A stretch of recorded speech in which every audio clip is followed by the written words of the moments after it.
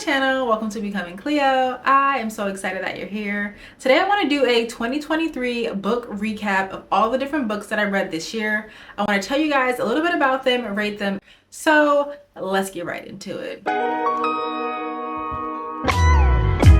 So every single year for like the past 5 or so years, I think, I have had this goal to read 24 books a year, which is 2 books per month. 2 times 12 months in a year is 24, right? So I've had this goal to read that many books and I have never met the goal. I still continue to set that goal every single year because I'm looking out for future me. I know I'm going to come back to this video in a few years. I'm going to be like, you used to read this many books in a year and now you're reading 24. So that's the goal that I set for myself because I really do want to become an avid reader again. I just feel like it's really hard when you have like so many other things that you need to do and want to do in your life. But I used to read a lot growing up. I used to go to the library with my sister for fun and we would just read all the different books there. I used to read series on top of series, read all this fan fiction. Like I have been an avid reader honestly since elementary school and all the way throughout high school. I can't remember not having a book in my hand or not having a book that I was reading. But then once I got to college, I feel like I kind of stopped reading as much as I would have liked to because in college I was busy, I was making friends and I wanted to hang out with them. But 2, some of my schoolwork required reading that I felt like I couldn't read for school and read for fun. Like it was just too much reading and honestly not enough times. The books that I actually did read in college were self-help. So I started with like the whole self-help reading books in college all the way until like now, honestly. And it wasn't until this year that I decided to make the conscious effort to start reading more books for fun, reading more for pleasure, and just reading more books for enjoyment, like fiction books, and not necessarily so many self-help books. So I was trying to do that this year and stay away from the self-help at least a little bit, but I did kind of read like, you know, a little bit of self-help books. Either way, I'm going to tell you guys all the books that I read this year, give y'all the recap, and then rate them 1 through 5. So let's get to the first book. Out the gate strong. This is a if you know, you know kind of book. I read this book growing up and I was honestly super obsessed with it back then. And I wanted to read it again as an adult because I was just like, what is this book going to give now that I'm like in my late 20s? Like, I hope that this video reaches the right people because if y'all read this book, then y'all know exactly what I'm talking about. But Coldest Winter Ever is about the life of 17-year-old Winter Santiago. And she's living this like spoiled and pampered life, and also her dad's a drug dealer. And so essentially, without giving away too much, her dad moves the family from Brooklyn to Long Island, and then after that some shit hits the fan, and after that Winter has to figure out like what's happening in her life, how to navigate it, and really just like how to adjust to this new lifestyle that's opposite of what she was just living. So that's kind of like an overview as to what the book is about. She has to really figure out how to navigate and how to survive. But this book is a 4 out of 5 for me. 1, because I felt like I was still captured by the story and the writing of the book and the writing from Sister Soldier. But 2, also because it was like really nostalgic. So I just felt like it was just exciting to read it all again. So really good read. And I actually tried to read the sequel as well to this book, but it's just something about it that I couldn't really get into it. I think maybe I'll try again in the future. The second book that I read is 7 Days in June by Tia Williams. The book is about a author and single mom named Eva who goes to this literary event where she meets her old flame named Shane Hall. And the book explores their past and the traumas that come with that, but also their relationship as adults as well. So it's essentially a love story about 2 people, maybe or maybe not, finding their way back to each other. And then rediscovering what that relationship could look like. I personally really like this book. I feel like it has some really good themes in it. Some of the themes being motherhood, living with chronic illness, and also like battling depression. So I thought this book was really good. But what I will say is that I read it I listened to it on an audiobook. And so for me, it was kind of hard to get into. 1, because I'm not the best when it comes to audiobooks. Like sometimes it goes in one ear and out the other. Plus it's not the way that I really retain information. But I will say the book was pretty slow for me, like starting out. But once I got into it, I felt like I really got into it. And so because of that, I think I would give this book a 3.5 out of 5. And it's not that I really didn't love the book. It's just, like I said, it was a slow start and it took me a while. But overall, 7 Days in June was a really good romantic novel. It does have some darker themes that they do explore in the book and some things that I would actually put trigger warnings on before reading the book. So I'll leave a little bit more in the description about that. But the third book that I want to talk about is called Get Out of Your Own Way by Russ. This is like by Russ the rapper. If you know Russ. The book is essentially a memoir where he goes into detail about his life, some of the different life lessons that he's learned from trying to get into the music industry versus getting into it, and some of his accomplishments that he's done. It's a really quick read. I think I read this book in like 2 days total. I did the audiobook version again. And I thought this book was really good. It had some practical life lessons and tips for things that you can do to help you navigate your career or navigate this like journey of adulthood. I felt like the book was really inspiring. I don't know that I have too much to say about it. I still thought that it was a good read, but it's not something that I would listen to or read again over and over again. Like, it's not a huge fave of mine. So for this book, I think I'd have to give it a 3 out of 5. The fourth book is by Colleen Hoover and it's called Verity. So Verity is about a struggling author named Lowen who meets this man serendipitously and is offered the job of a lifetime, to where she has to finish writing the series of this man's wife, who's also a bestseller. So Verity is I'd say a psychological, suspenseful thriller. And at the end, it really does kind of leave you like, what really did happen. I guess it leaves a lot to like the imagination. It's not really a finished ending, or rather it could be interpreted multiple different ways. But I will say that Verity had me on the edge of my seat. There were times where I felt like it was really slow, but then also like once it picked up, I felt like it was really good. I thoroughly enjoyed this book. I did the audio version of it again, so it was really nice hearing like the narration of it. I feel like that helped me at least to add to the suspense of the story.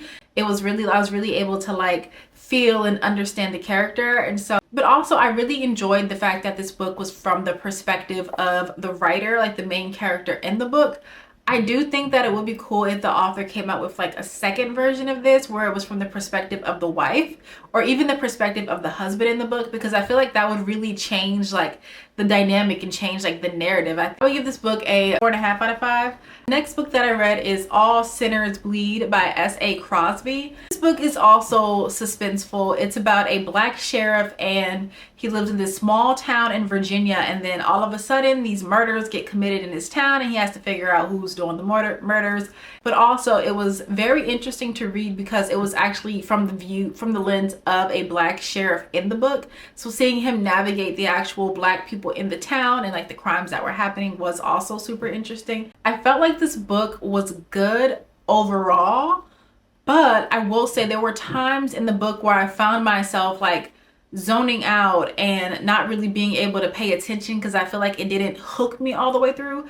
Like, I feel like there were really good chapters in the book and really good moments, but then sometimes it would be super slow and it was just like a slow moment and then a really good moment. It was like a lot of back and forth with that. So I don't know that I 100% thoroughly enjoyed this book. I think it's a good read. I might have felt differently had I actually read the physical book rather than do an audiobook, so that's something to keep in mind. Overall, I would rate this book like a 3 out of 5. Because it was good, it was suspenseful, it just had its moments where I just really couldn't get into it. The next book that I want to talk about is Rest is Resistance by Trisha Hersery. I think that's how you say it. The book talks about how a lot of people who live in a capitalistic society struggle with their relationship to rest. And it highlights also her struggle in relationship with the rest too, as it relates to her like working and going to school full time. It really does help you to think about what your relationship to rest is like. Because I feel like a lot of times as people, especially like people that are working, you may feel like in your free time you have to be productive, you have to get all this done, and that you can't just rest because it feels like it's laziness. Like, I think that's just like the whole idea of like capitalism in general, is that our worth is essentially tied to what we can produce and what we can do. So the book really does like explore what rest could look like in all the different ways.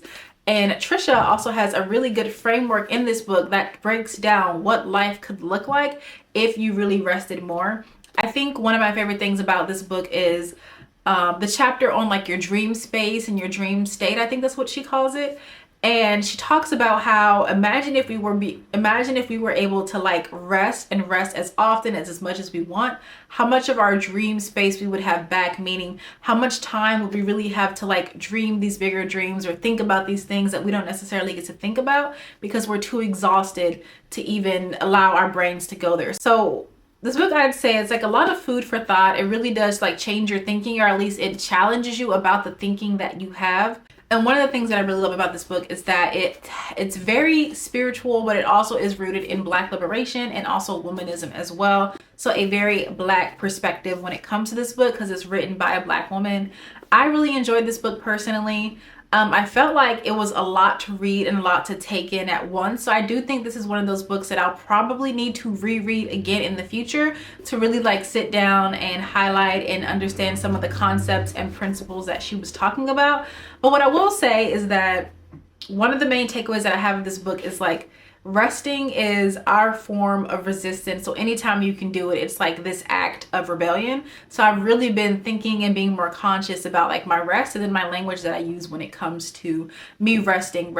So overall, I would rate this book a 4.5 out of 5. I think it was really good. It's just a lot of information and something that I will need to read again in the future. Next book that I read this year was Platonic. How the Science of Attachment Can Help You Make and Keep Friends, Marissa D. Franco. I really like this book and I actually want to do like a whole separate YouTube video on this book because it's about making friends as an adult. And for me personally, that's something that I have been struggling with, especially after leaving college where I had like all of my friends there and now I have all these long distance friendships. So it's really about putting yourself out there, being able to make and keep friends as an adult. So if you're someone like me who needs help with that, I highly recommend this book. I really love this book because I felt like it gave me a lot of practical advice and lessons as to like how to make friends, but also this book had a lot of different examples throughout that kind of helped you to understand the concept of what the author was talking about. A few takeaways for me when it comes to like this book and making friends is that assume that people like you. And I think that's something that really stuck with me because I feel like a lot of times when it comes to making friends, at least for me in my experience, I'm like, do they like me? Like, I'm not sure if this is going well. Like, oh, am I funny? Like, what do they think? But when she said like assume people like you, I now like when I'm trying to make friends, I go into that mindset rather than like what if they don't like me. And I think that that really helped me. Also explores your attachment style, which I thought was really cool because I have always looked at my attachment style when it comes to romantic relationships, but I never even thought about looking at an attachment style when it comes to friendships. So I feel like it gave me a lot of insight on how I am attached to people. Another takeaway for me was like the conflict chapter and how to handle conflict. I feel like that's something that's not really talked about in a lot of like ways when it comes to friendships. A lot of times I feel like I'm just figuring it out and kind of just doing things as they arise. I guess more so having like a reactive approach. So she talks about how to approach conflict in the book. And then also this idea of like being vulnerable with your friends, being authentic with your friends. There's a lot that I want to go into that I feel like I just don't have the words right now because this is such a dense book. But I will say that I highly recommend it. And honestly, for this one, for me, it was 5 out of 5. I really enjoyed it. I'm definitely going to read again and then take notes because to do a run through of this book, but I really feel like I need to sit down and like think about these themes and write them down more. But yeah, good read right here. Next book that I want to talk about is How We Show Up by Mia Birdsong. I'm actually halfway through this book, so I haven't read it yet. I haven't read it all the way through yet. But I still wanted to mention it because I do plan to read it before the new year starts. So I'm going to include this in my 2023 recap. I'm going to read the back of the book for the synopsis for this one since I haven't read it all the way through yet. Through research, interviews, and stories of lived experiences, How We Show Up returns to our inherent connectedness, where we find strength, safety, support, and vulnerability, generosity in asking for help, and in being accountable. Showing up literally and figuratively points us towards the promise of our collective vitality and leads us to a liberated well-being we all want.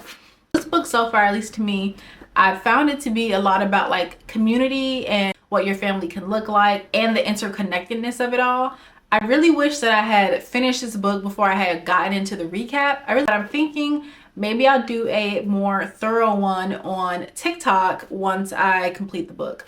But so far, I really do enjoy the themes, especially of community, and thinking about like how I show up within community, how I see my life, how I view family in my life. It's giving me a lot to think about, especially as it relates to like the nuclear and like traditional family versus like what life could look like when your family also includes like your extended community. So, and the last book is going to be Adult Children of Emotionally Immature Parents, How to Heal from Distant, Rejecting, and Self-Involved Parents. I feel like the title of this book pretty much says it all, and if you resonate with the title, then I'm already going to say that I highly recommend this book to you. But for me, I think I've read about like 75% of this book when I had it on like my iPad. I just got the physical version because I felt like this is the type of book that I need to read, take notes in, and highlight information, so I got it, but I haven't really started reading this one yet. But I'll speak to the parts of the book that I had read. I really do love and appreciate this book because when it comes to being able to identify what type of parent you had, the author gives a lot of great examples that allows you to put things into perspective so you can understand like what exactly it is that she's talking about. This book also goes into details about like sibling dynamics and your relationship with your siblings based on the type of parent that you had. I felt like I really did like this book. Sometimes I felt like it got a little bit too deep, you know, to the point where I needed to take a break because I felt like it was very overwhelming. And it also has like quite a few checklists and like writing things that you can do in here that is going to help you to also understand exactly which type of parent you have. So it gives you a lot of insight, and for me, a lot of like confirmation, like, oh, that's why that's like that. That's why I feel that way. Like, I feel like it really did affirm a lot of the things that I already knew to be true about myself and family dynamics. Definitely check this out. This is also like a 5 out of 5 read because it's really good, and even though I haven't finished it yet. So if you've read some of these books in the comments, let me know below how you like them and what your takeaways were. And also, I'm looking for new books to read in 2024, so feel free to leave all of your suggestions of your favorite books below, and I can't wait to check them out. Until then, be sure to follow me across all socials at Becoming Cleo, and don't forget to like, comment, and subscribe, and I'll see you guys in the next video.